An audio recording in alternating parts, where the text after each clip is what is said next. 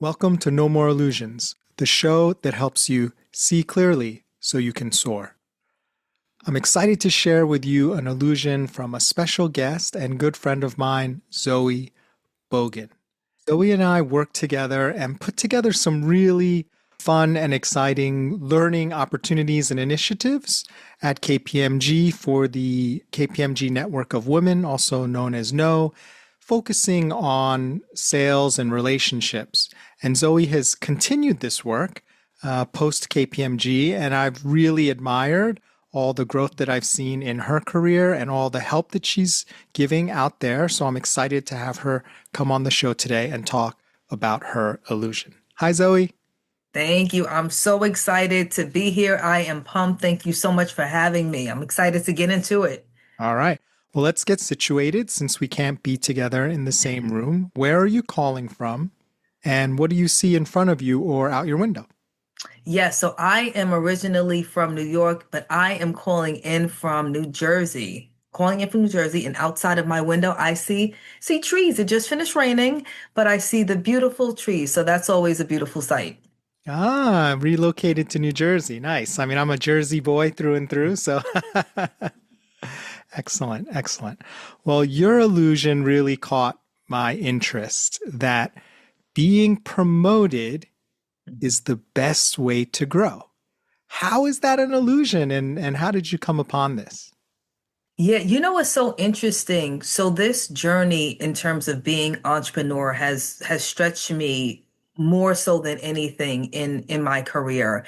And I remember when I was at KPMG, which was a wonderful experience. It was always like, oh, if I can just get promoted, I can. And it was always that high. If I could just get promoted. And now what I want people to understand is really understand and enjoy the process and the journey. And that may seem so cliche, but there's so much power in that because it's not necessarily that you just want to get promoted. You actually want to get smarter. You actually want to get challenged. And so that's what I want people to come away with. The promotion will satisfy something for a period, but there's always that constant learning and growing that you really want. It's so interesting that you said this to me because I know people who are quite ambitious, and this is not a criticism of them at all. They have a roadmap in their mind. 2 years promote to this, 3 years promote to this. And it's like kind of how you described. It's very focused on the mechanics and the ability to get promoted. And I don't know if it's satisfying everything they need because only they can know. Right. But it seems to me that I never hear them talking about, well, this is what I want to accomplish. It's almost like the accomplishment is the title rather than what they're growing into.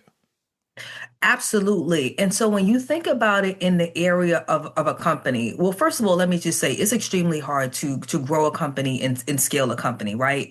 But let's just talk about it from the mechanics, right? So you look at a company in terms of when you're starting, let's just say you're starting like 3 to 5 years, and your goal is to start off with revenue of $100 million, which when you're first starting out is extremely hard because you never know what the trigger is, right? When you start out, you think that's your ideal client, and 3 years later, you're like, well, that's my ideal client. And then the flux of, well, what made them come in? What type of marketing was it? And what I see with people when they get promoted, they're not able to see the full view of what they have created. To your point, it's more like, oh, I'm going from senior associate to manager, as opposed to I had an impact in creating this. And then from this, I accomplished this. Now that I'm in this role, I'm going to accomplish this next. And so it's not that full view.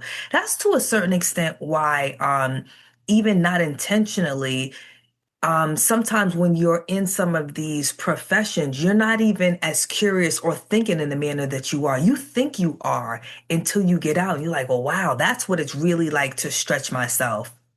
Well, when you were explaining your illusion, it became so clear to me, even as part of some of the process I've been through thinking about promotions. Mhm. And a common thing a performance manager will share with you is the requirements, vague. at the Right. next level, right? The capabilities and the qualities of a person. And it's almost like you lock yourself into trying to satisfy those, and that's like your focus rather than, okay, here are my capabilities, here's my vision, here's the company what it needs, and that falls entirely outside of that box of capabilities and qualities of someone at your next level. It's much more creative. It's much more creative and it'll allow the company to grow in a much better way. That's why I fully encourage people to stop saying, asking your manager, well, what do I need to do to get promoted? You've been there long enough. What do you think you need to do to get promoted? And actually, what do you want to do? What do you Mm-hmm. want to do? And knowing what you know right now, that the tasks you've been doing, the challenges of the company, the great things of the company, where do you see yourself fitting in? What can you take ownership over? And I think if more people kind of lock into that, it'll be better for them because they feel that they have buy-in as opposed to just checking off boxes. And for the firm, because you now have people creating on a different level. What I see, which is very unfortunate, I'm seeing people not challenging themselves to think as the longer they have been in companies, not all the time, but there's this fear to think. Mm-hmm. And so that's what I see a lot of the times as well, unfortunately. This conversation is reminding me of someone that I spoke to, quite, I don't want to say quite senior, but Hmm. had been with the company a long time and was at a level much lower than, let's say, management wanted them to be at. And I asked them about it, and they said very plainly to me, Joe, I've been offered a promotion several times. I've been offered a change in what I'm doing. And frankly, I don't want to do it. Mm. Like for me, at this stage in my life with my career, I'm perfectly happy doing what I do right now to retire. And I know if I take the promotion, I know what goes with it. I know how my job's going to change and I'm going to hate it. So thank you very much. Give me my raise and bonus. I'd rather stay here. And as long as the company can accommodate that, that's going to work for them. But I thought that was very, I don't know if the word brave is right, but I guess it was brave, but it was also very kind of aware and Mhm. insightful that it's like, this Mhm. is what makes this person happy. This is where they're thriving. Why would they want to change that just because the company feels they need to move them on? Absolutely. And I think in many corporations or firms, they have to make it appear, well, they should make it appear that they are hearing their employees and accommodating for that. So asking that question specifically if somebody is ready is great. Another interesting thing to even go back to that person is because they came to him or her a few times and said, we want you to be promoted. And they have a nugget of something that they're like, well, wow, but we can use you at this level. And so another question that I would even ask them, well, what do you think comes with that? Mm-hmm. Right. And so what is a non-negotiable and what is something you can bear? Because great leaders that can move people are priceless. Mm-hmm. And the fact that they came back to that person a few times means that they saw something in that person and maybe they can inspire others. But I would also wonder what were some of their non-negotiables, and then if they can accommodate it so everybody can grow. But you don't necessarily want somebody staying in the place where you feel that they have so much more to offer. And when I mean so much more to offer, it does not mean giving somebody 20 direct reports or doing performance reviews. That's not, it's a different type of nugget that really helps the company grow. Yeah, I almost feel like when you left a more structured corporate uh, environment, it's almost like some blinders came off because you saw how a lot of things work, like outside of like a specified hierarchy or like the way we've always done it. You've seen different clients, different organizations. You've gotten a broader sense of possibility. Let me know if that's right or not. Possibilities. That word is powerful. Yes. Hmm. Speaking of possibility, I know another colleague who, and I was shocked by this in the best way possible. I had heard that they had been promoted. Hmm. And, the promotion wasn't the shocking part. The shocking part was they had created almost their own department. They had identified a need in the company, wrote a business case, created a position to manage it, which just happened to be a position higher than the one they were at, and Right. had staff and asked for staff and got it to the right people they reviewed. They're like, yeah, we need this. And they created a group for this person. I was like, wait, you can do that. You can create your own promotion and your own team if you understand the business need. You don't just take whatever's next for you. I was like blown away, Zoe. Like I was like, oh my gosh, I've been playing so small or seeing things so blindly all along.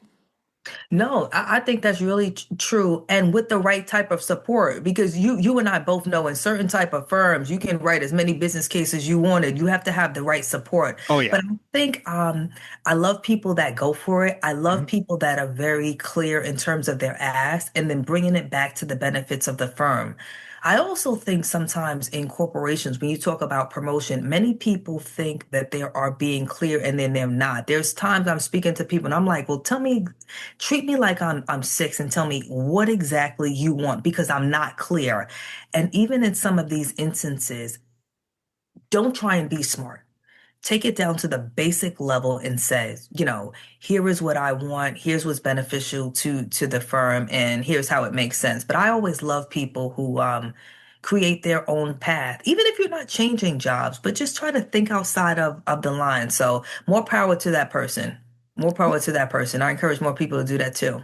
Let me get your perspective on something that's a little bit the opposite of that, Mhm. where, and it's not any particular person I've talked to, but I've noticed a pattern that there are some people who have the mindset, I should be promoted. Mhm. And outside of the company, I'd be making more, I'd be at a higher level. And that very well may be true, right? And they get upset because they try to get promoted because they want to stay with their company, whether it's KPMG or some other company, right? Because I Right. coach people. And they get very resentful, upset. It's almost like they feel like they're something is being withheld from them that they deserve. And I don't always see it that way. I mean, I have to be kind of sensitive or empathetic to what they're going through, but sometimes I feel like that thinking is not quite right. I'm just curious what your perspective is on that.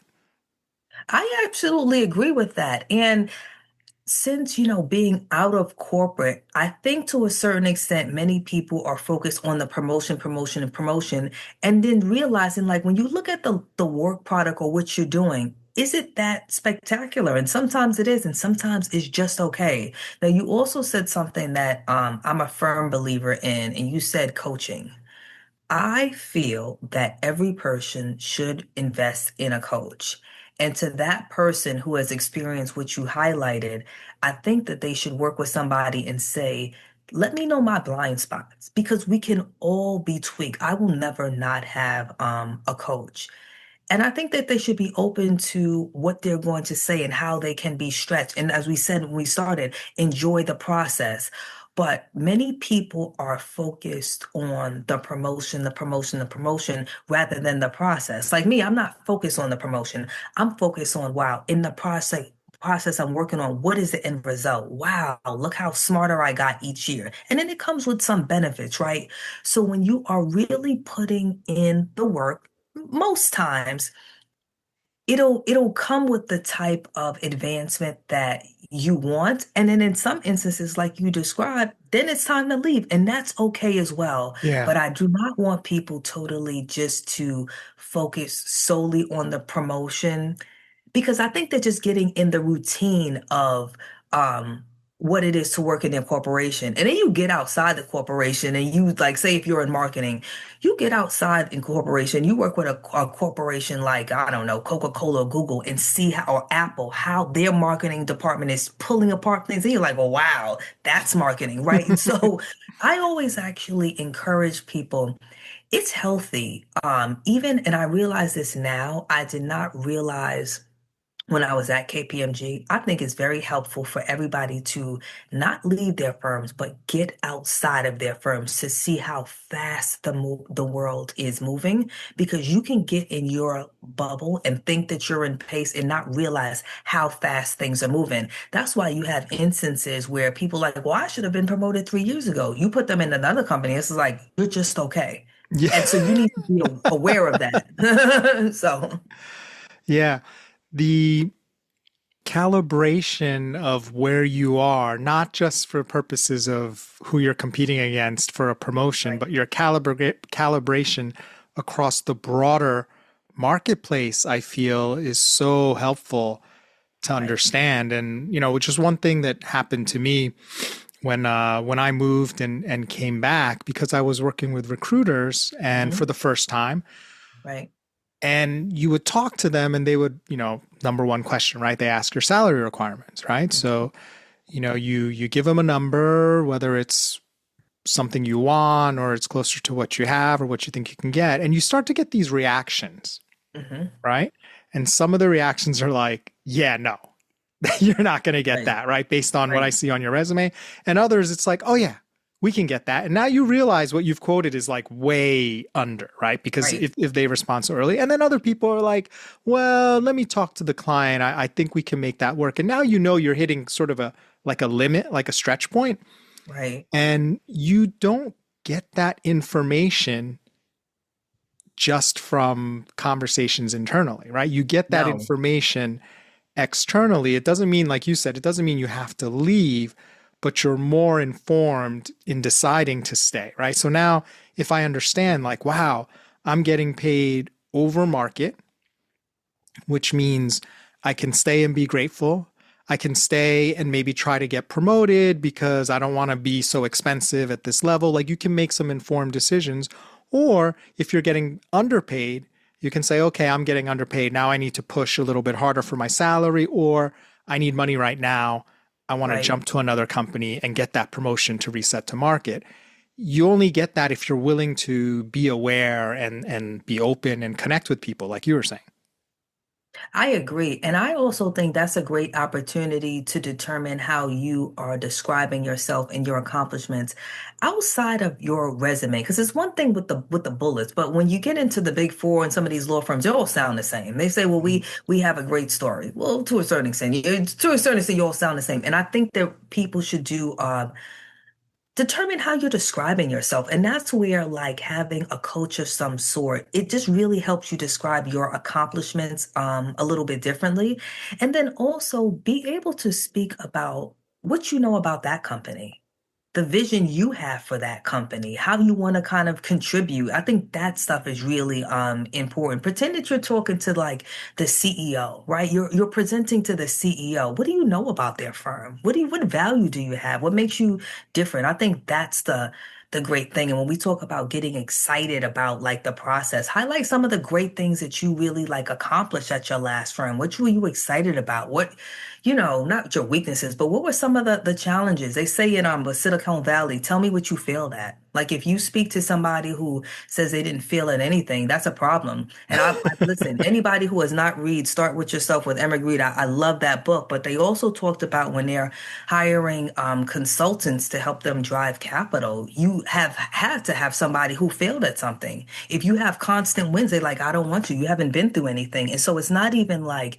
the way we did it in the 90s, oh, well, tell me about your weaknesses, but it's more in depth than that. It's realistically, tell me about some of your beautiful challenges. So now that you're coming to here, something happens, you're like, oh, that's how I dealt with that.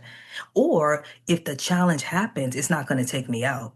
It's just a part of the process. So you're always recalibrating. So, Yeah, and I think there's something genuine and powerful about being able to reflect about yourself and be honest with people that, hey, mhm, it hasn't all been easy. I've had challenges and I've overcome them. Some people, in a way, they feel vulnerable doing that. They're too scared. They don't have the confidence to say that they overcame. They want to make it seem like they're perfect. And in a weird sort of way, like you said, that backfires on you. People don't want perfect. They want lived no. experience, earned experience. No, think about how much you love hearing Mark Cuban. I love when he talks. It's like so many lessons. I think, Mhm. like when people, when they talk about their journey, I love it. And it makes people want to follow you. And it Mhm. shows you that you are a real leader. And it also shows you that if things happen, you can recalibrate the team. That's really important as well. That's very important. So no, don't be afraid to share your vulnerabilities and speak about what worked well, what didn't, and just get clear about your story. I think that's great. Yeah, it's ever since I've been thinking about this vulnerability point and how it really unlocks connection along with curiosity and having the right energy levels. I just see it happening randomly, just in like, I'm not even trying to do anything. I'll just see it Right. happening. Like, just recently, I was telling my son about this. I wrote to a former colleague of mine and want to get him on the podcast, just like I'm having you on the podcast. And Right. I throw in there, not having nothing to do with the email at all, just like PS, by the way. And I mentioned that I had some struggle at work and this is how it turned out. Just as kind of like, because Right. I know the guy, right? So, like, I just mentioned it to him. And he writes back, and it was weird. You could tell, like, the energy between his previous emails and Mm, this email, it totally went through the roof.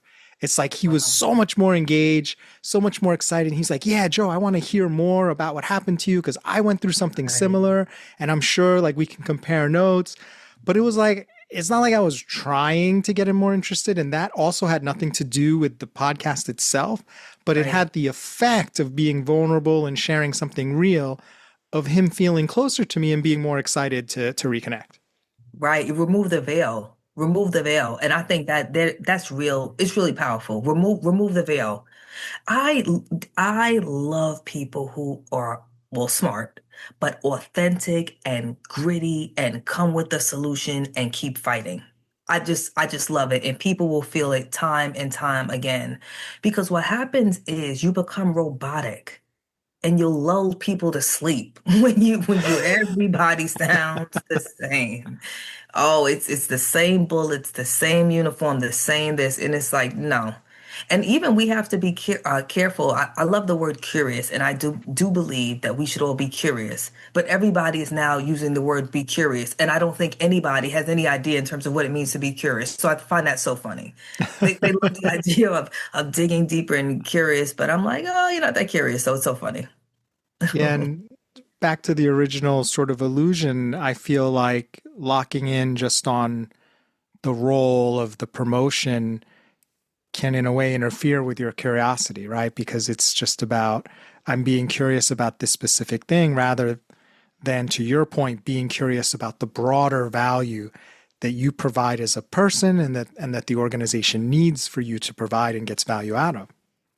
No, I totally agree. And I one exercise that I started to do, there was a really successful entrepreneur, and she thankfully shared a process that she goes through, which is really genius. And she does it every year of her business, and anybody can do it. But she does a 12-month plan, and it starts out with writing where she is. And then it's writing from the perspective of it is December and what she wants to experience. Then it's like the certain chunks in terms of what she has to do in the quarter, but the behaviors. And so what's really interesting is that you start to begin to notice, oh, well, it's not just a Monday. It's a Monday leading to something bigger, right? And so at the end of every year, you're like, well, wow, I am experiencing this a journey, not because it's just about a promotion, but here is how I want to stretch myself. Here is how I want to evolve. Maybe you want to speak on more panels. What did that feel like? And I think that that exercise is absolutely more powerful because you become aware of your behavior, what you want to experience, how you want to react to problems, how you want to be visible, what type of success you want to have. And that is the journey and the process I think everyone should go through. And not just the mechanics, but just to really like feel it. And how was it to accomplish it? How was it not? And how was it to course correct? It was like you thought you wanted something, and then you get to June, you're like, I don't even really want that. Well, how am I course correcting? And I think that's what's more powerful. And I think what's brilliant about that is, even if you don't get 100% to or where you wanted to be, you're probably going to get a lot further along That's than right. if you just said, hey, let's try That's really hard right. this year. That's right. Absolutely. You know, what was that book? I can't remember the author, but 10x is easier than 2x. And he talked about, you think that you're not making any progress and you look back, you're like, well, wow, I did make progress. And so I think that that exercise is so much more powerful than just the promotion because you can even have a deeper conversation with your management team and your boss about how you see yourself, how you see the company, how you want to contribute. And I think that's much more powerful, more exciting too. Okay, I'm going to say something that's totally conjecture. I'm not sure if there's any truth to this, but I almost feel like sometimes people are resisting promotion in a way or sabotaging themselves because they do have a vision, maybe deep down inside, Mhm. and they don't feel that what the organization wants them to do is going to help them fulfill it. So, Mhm. not that they're like sabotaging themselves actively, but maybe they're not as excited, to use your words. They're not like excited to continue to do stuff because the payout at the end of it is to kind of move away from your purpose and what you really want to do. It's hard to trick yourself into that. And this is the part that I'm going to regret saying, but maybe for some people who are able to rise, they're able to turn that off better and silence that part. They're just Mhm. able to say, I know this is not what I really want. And I know it's not good for me. Maybe it's not good for my family, but it's the next step and I'm going to do it. And they're really good at just turning that off and ignoring all the evidence and just climbing that ladder. That's very true. And I get that and I receive that. And here's what I say. When you everybody should write out that 12-month plan, right? Mm-hmm. And even if you are writing it from December of 2026, it needs to incorporate your type of happiness, whether or Mm, not that is you doing something as a side hustle with the firm, whether or not that is you staying in the firm and advancing, it needs to incorporate your happiness so you don't yeah. feel that you are going through the motions because we can be at these jobs for 25, 30 years, not as longer now, but you have to find your happiness and your joy to get through it. So for people, it may not necessarily be, oh, making it to managing director. That's totally fine. But find some other type of joy when you are writing, here's where I am right now, or here is December, here are some of my blocks. It can be anything, but incorporate your joy in it just so you don't feel like life is getting away from you. I think that's more of the exercise. Yeah. I love that concept. What I've learned in the past, there's a gentleman, Marshall Rosenberg. Mhm. He passed away, but he has a way of dealing with conflict called nonviolent communication. Mhm. And one thing he always talks about is where do we as human beings find the energy to do the necessary, right? Because life can be hard, and sometimes doing the right thing is even takes more energy. Where do you find the energy to battle the larger things where it'd be just easier just to go along, go along to get along? And what you are saying is exactly kind of what he points at. He uses a different word. He says gratitude, right? It's that gratitude of life and what you have and your contribution to others, right? Like when you see someone, like when someone comes to you, Zoe, and says, "Oh, what I learned at your seminar has totally unlocked." I mean, doesn't Right. that excite you? I mean, It isn't does. that what pulls you forward? Not necessarily the compensation. I mean, we need to get Right. paid, but I feel like it's the gratitude. Absolutely. Absolutely. You feel that what you are doing matters. You feel that you're having an impact on the world. I'll tell you too, I feel that I'm living my purpose in a different way now. Now, is we being real, it has not always been easy, No. right? But um, but you get smarter every year. But I really feel that. I really feel that. I feel that every day where I wake up, I'm like, all right, how are we gonna get to this day? What are we gonna attack? And so I really feel that. But yes, I agree. I think everybody needs that approach to life. And I don't think 20 or 30 years ago, it was just going to work and Mhm. paying the bills. And that's important. But now people are like, well, I want to experience life. What can I really do there? And I want corporations. You and I always talk about culture. Culture is so important, and I don't think many people have cracked the nut on how to create a great culture. It is very hard, but Mhm. people spend so much time at work, and I really want them to find another way to mesh the two. Yeah. Not that you have to live your total purpose at work. You're not supposed to come as you are all the time. Let's take that out. But there needs to be a nice happiness to both parts. You don't want anybody coming in like, oh my gosh, it's Monday at 9 a.m. They're not going to give a good product. You know what I mean? You want them to feel the experience. And so culture is so important. You and I always talk about that and I wish that companies, you're talking about the next 10 to 15 years, they hone in on that a little bit more. There have been so many books written about it, new phases, new philosophies, but that's really important. It's really important. And if we can do more work on that, I think that would be great. Yeah, what you're saying refines my thinking on this a little bit about, we talk about what you see as an entrepreneur and the way you operate and see the world versus as an employee. And, I'm more in the employee boat, always have been, Mhm. probably will be. But I think the challenge for me, and I think a thing that a lot of people feel is as an employee, it's a lot easier to miss that stuff. Whereas as an Oh, yeah, entrepreneur, it's like if you miss that stuff, you're done. Like you that's need to right. see it. It's you got to breathe it, you got to live it. Mhm. So it's not that being an employee is bad or you can't grow as an employee. I just think it's a lot more comfortable in a way that Mhm. can mask some of those things. And I do know people who, as employees, see all the things we're talking about and have great careers as an Right. employee. So it's not that it's Right. impossible, but I just feel like it's just a lot easier to miss it in a corporate environment. Oh, absolutely. I agree with that. And I also think that even if you are an employee, and listen, being employee is great. Everybody does not need to be an entrepreneur. Like they have this whole thing like, oh, live your dream, be an entrepreneur. No, everybody does not need to be an entrepreneur. It is okay not to be an entrepreneur. I also think that it's extremely cool and helpful one time throughout the year, I don't know if it's a couple of days a day, stretch yourself a little. You know what I mean? Just to kind of like reinvigorate yourself. I think that that 12-month plan that we describe is very helpful, even for people who are employees. You just want to see how you're stretching yourself. You want to just get your scale of happiness because happiness is always great, no matter if you are an employee or if you're an entrepreneur. And I think you always need to stay abreast of that.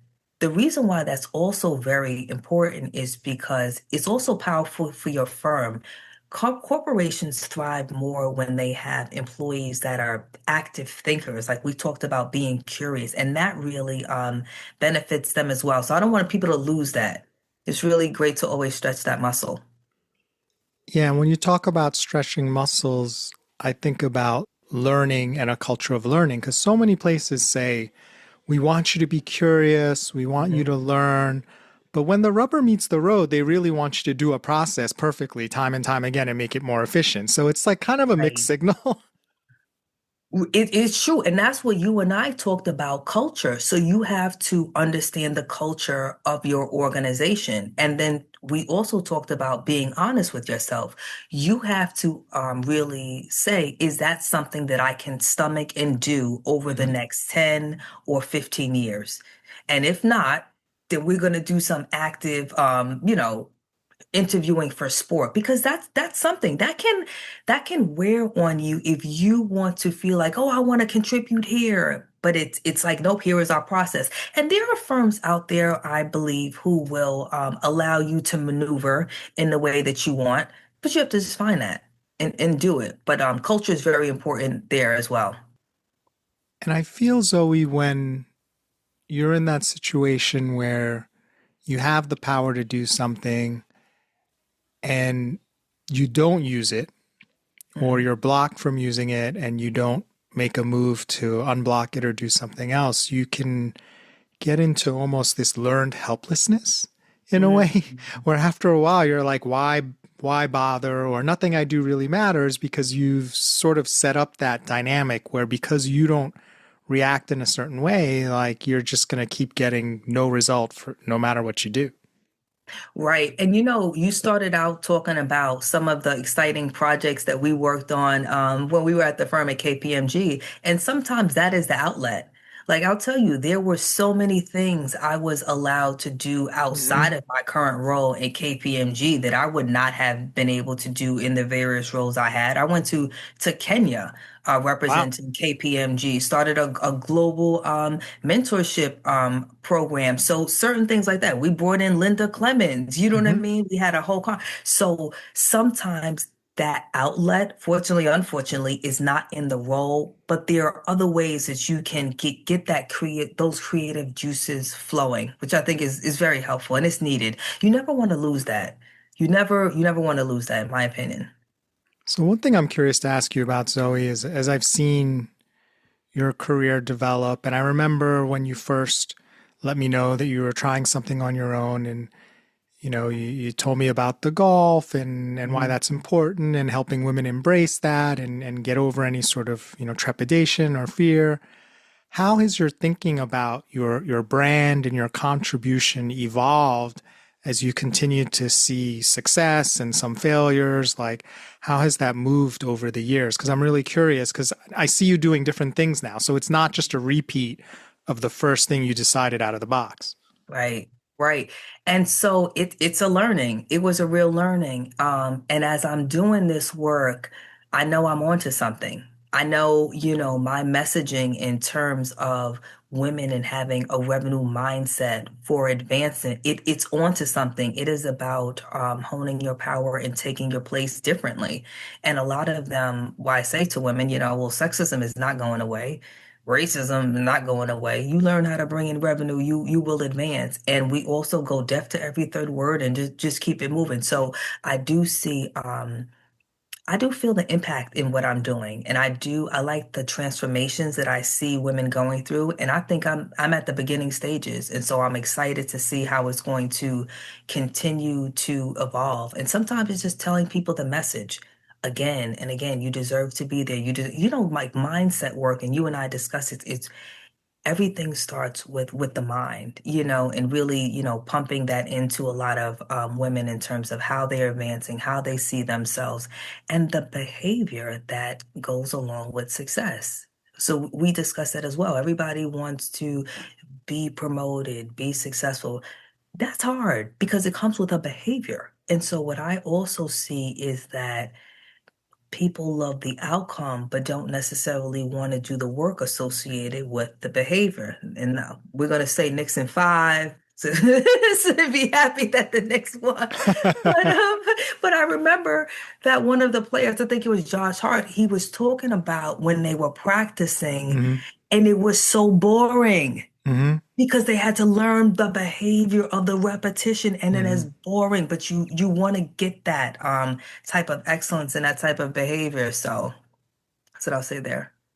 Yeah, I mean, the behavior is so important, I feel, as well. What you've drawn out here is because it's more universal than, say, a strategy, right? Because Oh yeah. Zoe, you can have a certain strategy, you can write a manual on it like 10 years from now, right after you've made like, seven figures. Well, someone can pick up that manual and they may not be able to execute it. The market has changed. They don't have your Right. talents. They don't have your all the nuances, but the behaviors that help make you successful, like the resilience, the way you go after things, the way you connect with people, those things are going to allow them to thrive based on their situation and their talents and their market. Like that's consistent. But I feel like sometimes we think there should be a manual or a checkbox, and it doesn't work that way. No, you just have to go through the process. You can ask Chat GPT exactly what you should be doing, and it'll give you a detailed roadmap, but you have to just go through the process. I'll tell you, when I first started out, hearing the word no crushed me a little bit more. Now, Mhm. Boom. Oh, listen, Next. let's go. You need to hear a lot of no's. Like, let's go, let's go. And I also tell, women in one of my programs, and I have a format that I take them through, and I stretch them and say, I want you to pick a revenue target. And you're in my program, you have to pick a revenue target. And the reason why I want them to do it, I want you to one, feel what it's like to make a decision. Many people don't make a decision. Make a decision. I don't care if it's 5,000, 10,000, 100, like make a decision. Then at the end, I want you to feel the outcome of her coming close to it, what it will take to get there, and just do you have the network in place and how did it feel? Like there is actually power in that, and just having them realize no is not going to kill you. And I'm going to start incorporating the more people who get no's, I'm going to give them a prize. But I took a course like that and they said, oh, the first person who gets a no gets a prize. And I was like, yeah, I got that no. So Now, when you ask your clients or the people you are coaching to pick a number, mhm. do you get a lot of trepidation, a lot of resistance? Do people aim low? I'm just curious because I think for some people that could be really shocking to just commit and be in their own power and say, yes, I'm going to make this much. It is jarring for a lot of them. It is jarring for them. But here's the other thing. If you cannot do this for me, how are you going to make partner? Because you Hmm. don't think that partner is going to come to you and say, can you bring in this amount? And Oh, you yeah. better be able to say yes or feel the feeling now. You will come and this is what I'm talking about. So it's really interesting. We talked about being curious and taking a stand. So here are professionals dynamic. And at this phase, it's like, no, make a decision. And so I want people and women specifically to get in the power of making a decision because there's power in that because you see how things flow and you determine how you're going to adjust, but it won't kill you. It won't kill you. It also, it's revealing.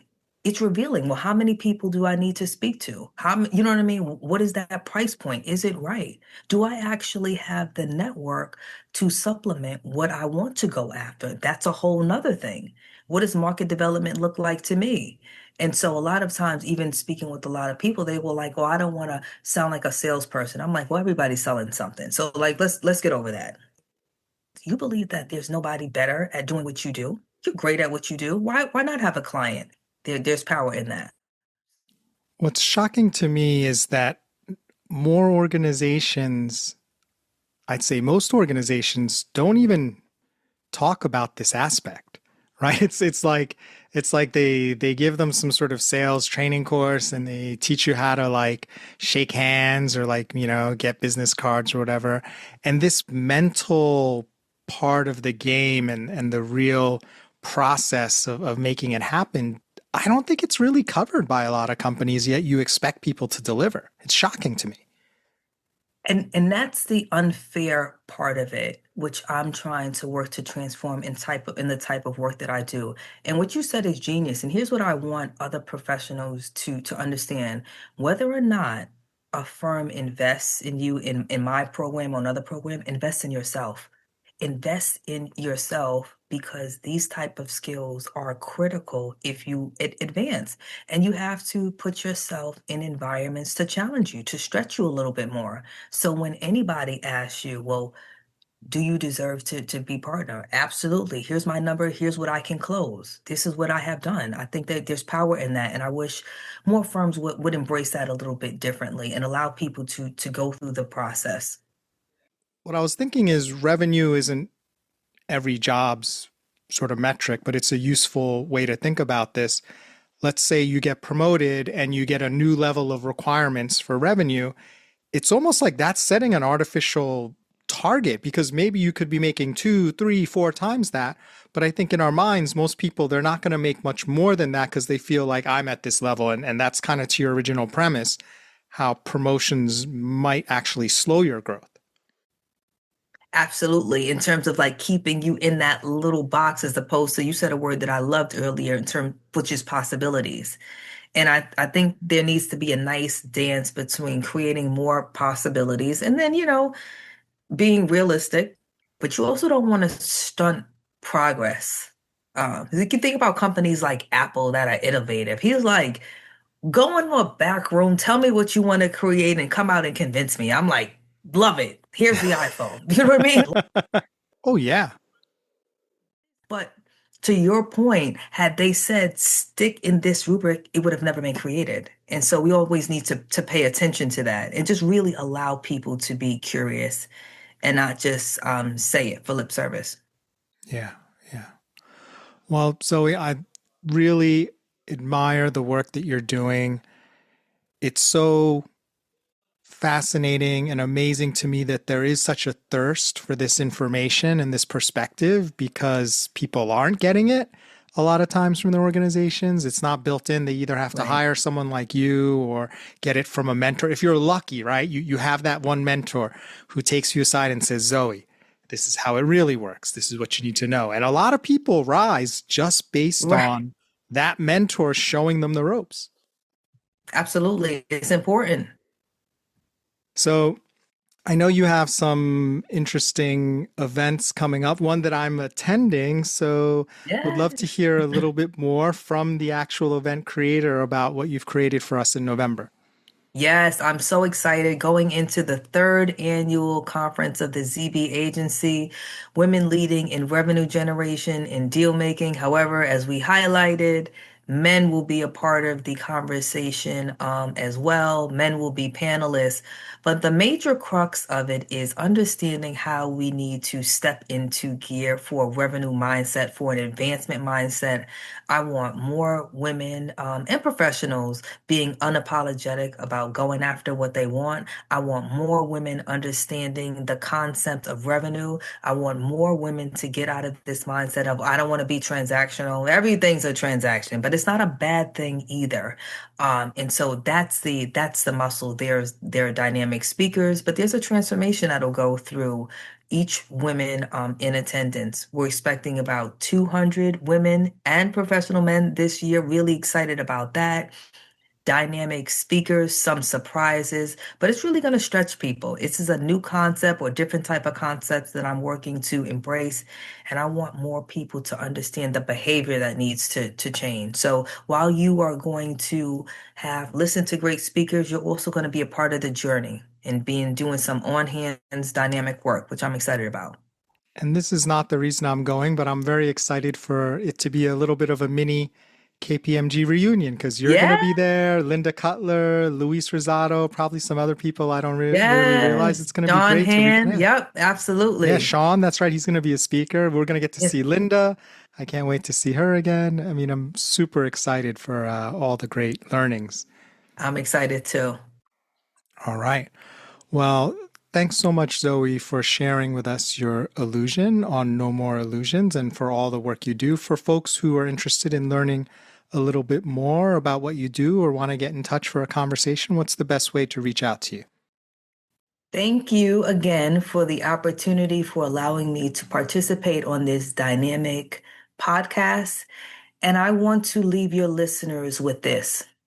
Your next opportunity probably isn't hiding in another certification or another 12-hour workday. It's probably one relationship, one conversation, or one introduction away. That's the work that I love.